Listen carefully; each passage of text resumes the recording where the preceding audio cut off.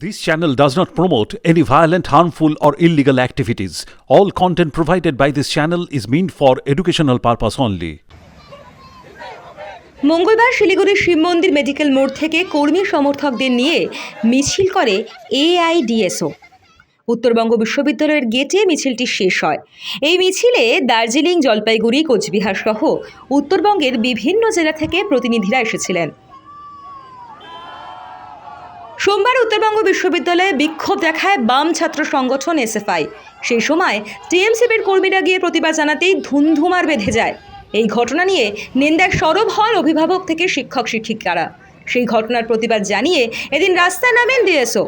তাদের দাবি, কলেজ ও বিশ্ববিদ্যালয়ের সার্বিক উন্নয়ন, গণতান্ত্রিক উপায়ে ছাত্র সংসদ নির্বাচন সহ 7 দফা দাবি রয়েছে তাদের। রাজ্য কমিটির সম্পাদক বিশ্বজিৎ রায়ের দাবি, শিক্ষা ব্যবস্থাকে বাঁচাতে এই অভিযান। রাজ্য জুড়ে তারা ছাত্র ধর্মঘটের ডাক দিয়েছে। আন্দোলন অব্যাহত থাকবে।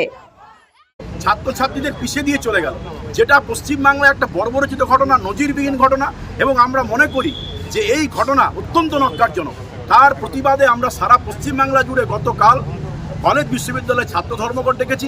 গোটা পশ্চিমবাংলার ছাত্র সমাজ পুলিশি বাধা, শাসক দলের বাধাকে উপেক্ষা করে কলেজ বিশ্ববিদ্যালয় বয়কট করে এই ধর্মঘটকে সর্বাত্মক সফল করেছে।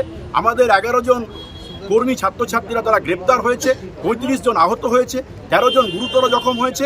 আমাদের এই আন্দোলন অব্যাহত থাকবে। এরকম একটা আক্রমণের পরেও আজকে একটা বিশাল সংখ্যক ছাত্রছাত্রী উত্তরবঙ্গ অভিযানে এসেছে। আগামী 6 তারিখ কলকাতা বিশ্ববিদ্যালয় অভিযান হবে। গোটা পশ্চিমবাংলা জুড়ে শিক্ষা বাঁচানোর জন্য, সরকারি শিক্ষা ব্যবস্থাকে রক্ষা করার জন্য এআইডিএসও ক্যাম্পাস থেকে রাজপথ পর্যন্ত আন্দোলন গড়ে তুলবে। শিলিগুড়ি থেকে নিবেদিতা দাসের রিপোর্ট, দ্য ওয়াল।